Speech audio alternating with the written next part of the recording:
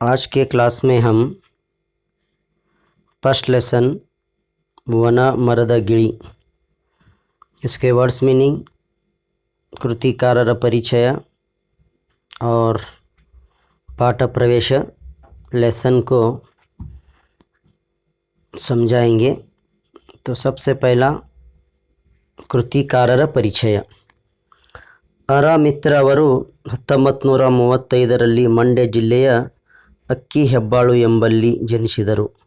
ಅರ ಮಿತ್ರ 1935 ಮಂಡ್ಯ ಡಿಸ್ಟ್ರಿಕ್ಟ್ ಅಕ್ಕಿಹೆಬ್ಬಾಳು में इनकी पैदाइश हुई। ಇವರ ಪೂರ್ಣ ಹೆಸರು ಅ ಮೀನ್ಸ್ ಅಕ್ಕಿಹೆಬ್ಬಾಳು, ರಾ ಮೀನ್ಸ್ ರಾಮಣ್ಣ ಮಿತ್ರ। ಖ್ಯಾತ ವಾಗ್ಮಿಗಳಾದ ಇವರು ಕನ್ನಡದಲ್ಲಿ ಸ್ನಾತಕೋತ್ತರ ಶಿಕ್ಷಣ ಪಡೆದು ಉಪನ್ಯಾಸಕರಾಗಿ ಬಳಿಕ ರೀಡರ್, ಪ್ರೊಫೆಸರ್, प्रिंसिपालराಗಿ विविध कड़ेಗಳಲ್ಲಿ सेवे सल्लिसिದರು। कन्नड़ के मशहूर राइटर हैं। इन्होंने मास्टर डिग्री हासिल की।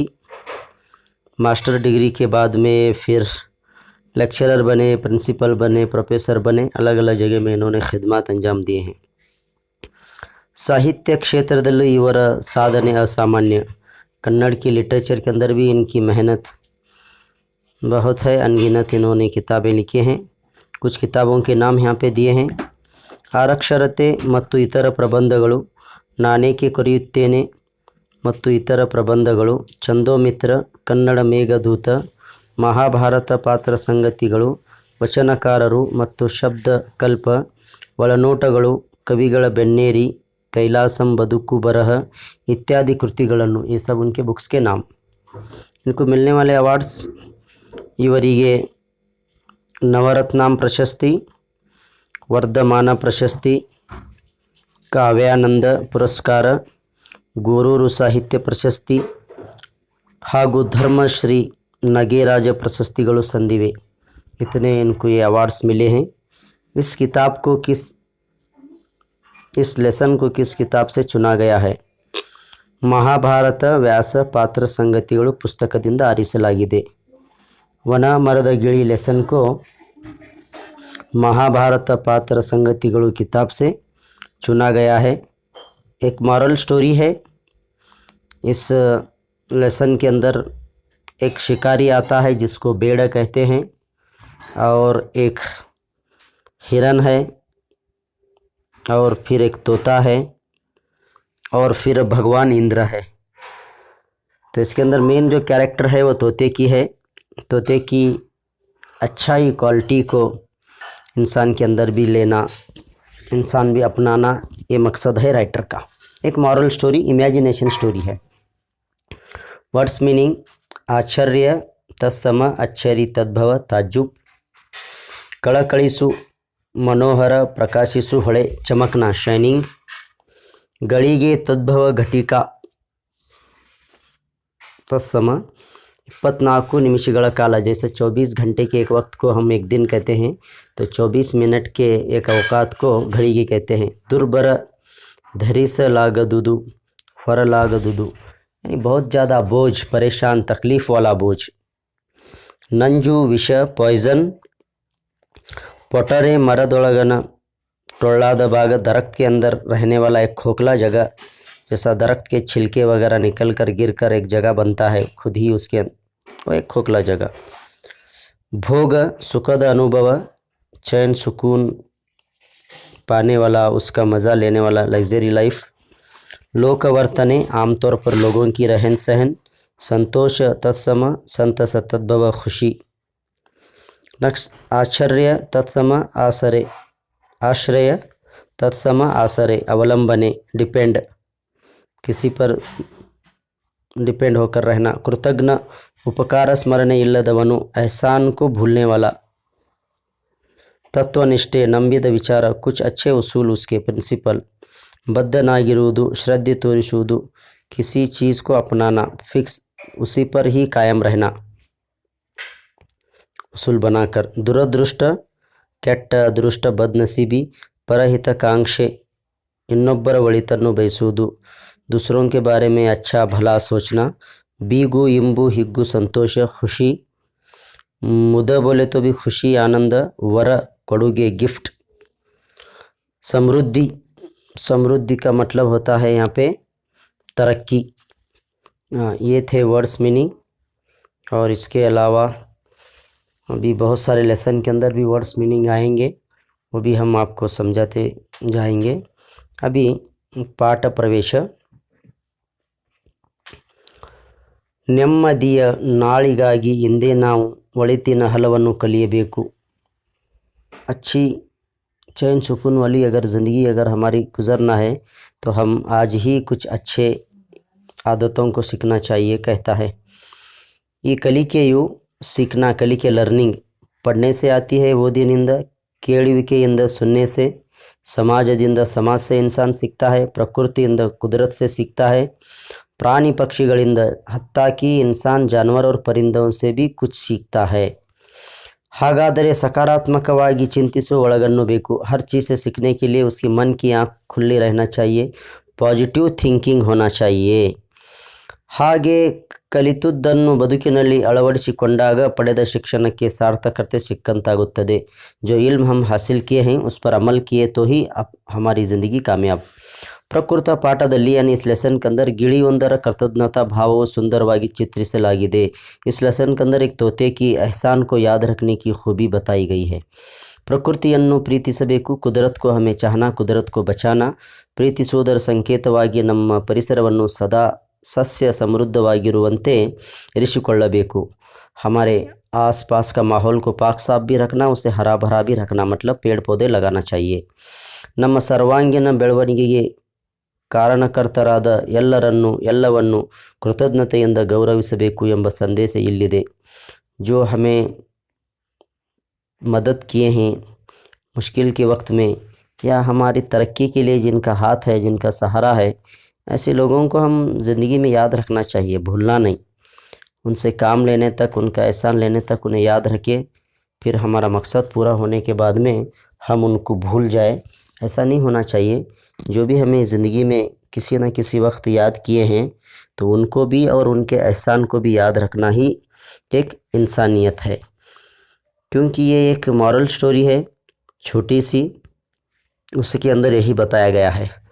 तो वना मरद गिड़ी का मतलब होता है, वना यानी सूखा, सूखे दरख्त का तोता, गिड़ी, गिड़ी भी कहते हैं हम और गिनी भी कहते हैं।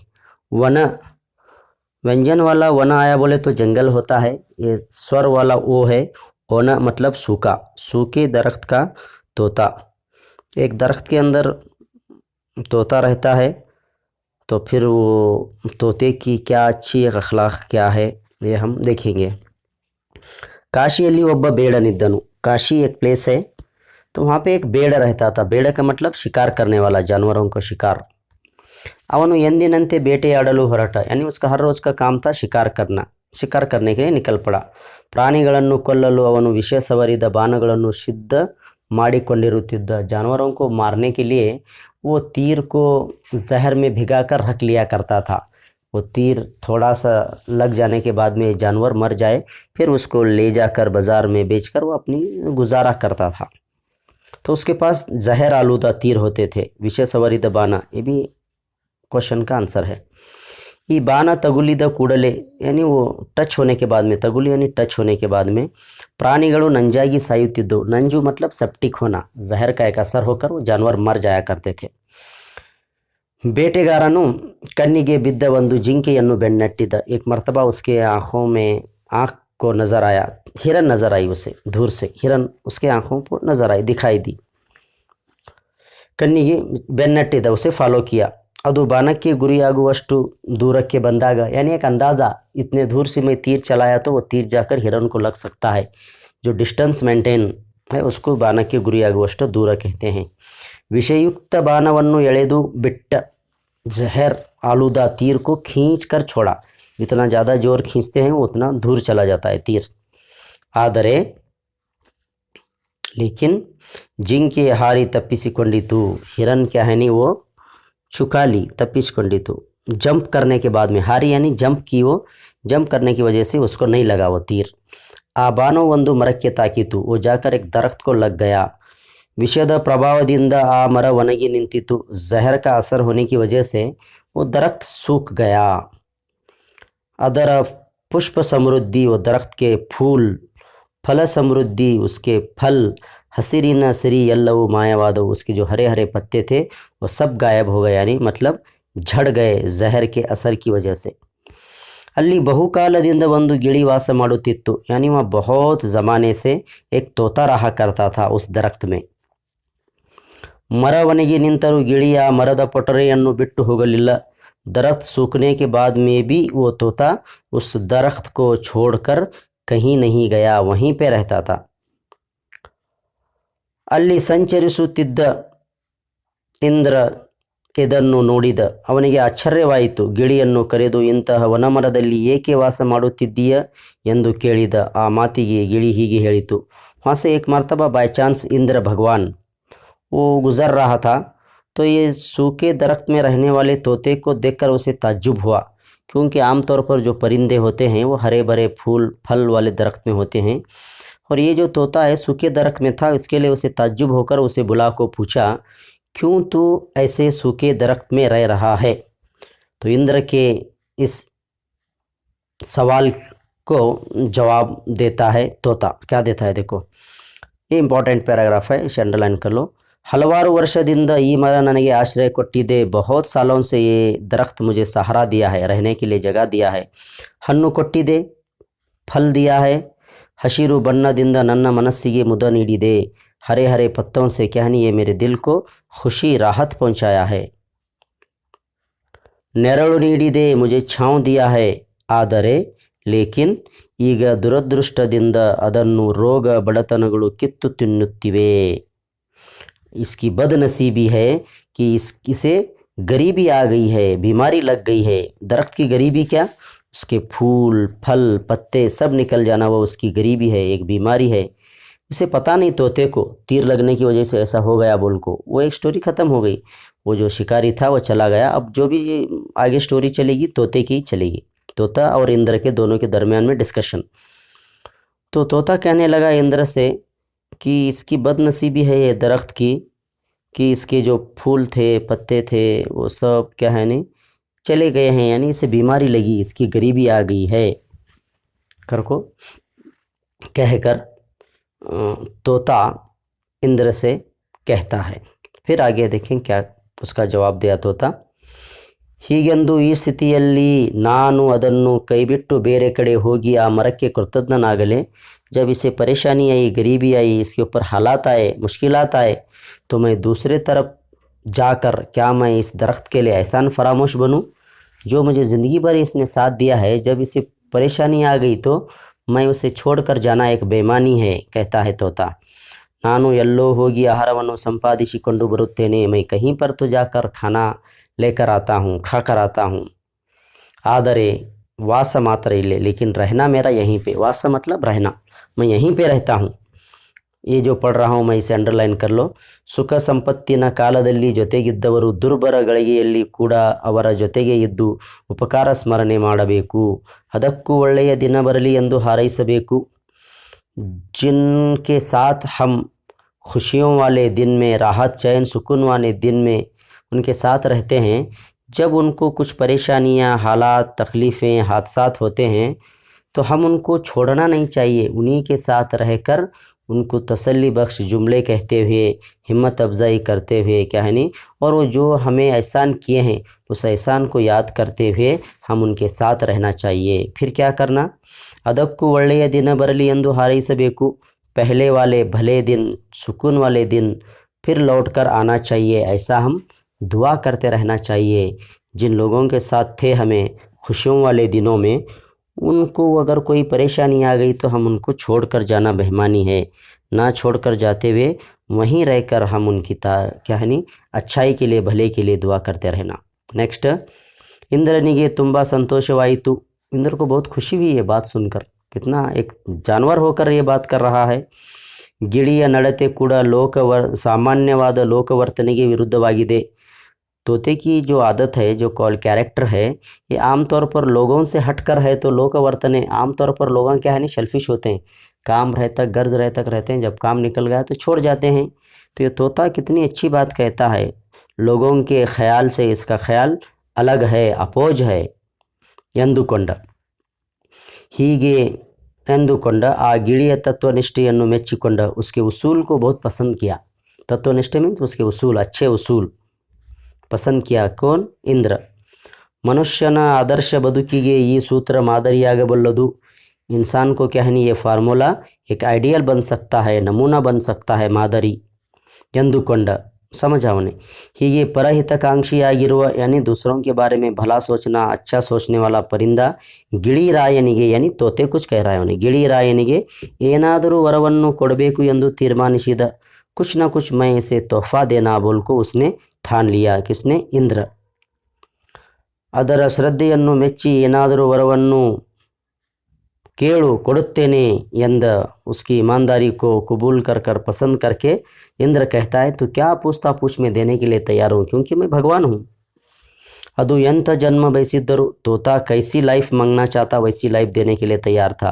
ಎಂಥ ಭೋಗವನ್ನು ಬಯಸಿದ್ದರೂ ಕೊಡಲು ಅವನು ಸಿದ್ಧನಾಗಿದ್ದ कैसे चैन सुकून राहत वाले दिन मांगता है कैसी ज़िंदगी मांगता है जो भी मांगने के लिए तैयार है मैं उसे देने के लिए तैयार हूँ जो भी पूछता पूछेंगे ये उसकी दिल में नीयत थी किसकी इंद्र की ಆದರೆ ಆ ಗಿಳಿ ಕೇಳಿದ್ದು ಏನು ಗೊತ್ತೇ लेकिन वो तोता क्या पूछा है आपको मालूम है कहता है राइटर यहाँ देवराज देवराज मतलब है इंद्र को ही वर्ड ದೇವರಾಜ ವರವನ್ನು ಕೊಡುವ ಇಚ್ಛೆ ಇದ್ದರೆ ಈ ಮರಕ್ಕೆ ಮೊದಲಿನಂತೆ ಹಸಿರಿನಿಂದ ನಳನಳಿಸುವ ये भी लास्ट पैराग्राफ इंपॉर्टेंट है अंडरलाइन कर लो ನಳನಳಿಸುವ ಫಲಪುಷ್ಪ ಭಾರದಿಂದ ಬೀಗುವ ನೆರಳು ಕೊಡುವ ವರವನ್ನು ದಯಪಾಲಿಸು ಅದರ ಈಗಿನ ಅವಸ್ಥೆಯನ್ನು ನಾನು ನೋಡಲಾರೆ कहता है कौन तोता तोता कहता है ऐ भगवान तू अगर कुछ मुझे देना ही चाहता है गिफ्ट तोहफा तो ये दे कि इस दरख्त को पहले से भी ज़्यादा हरा भरा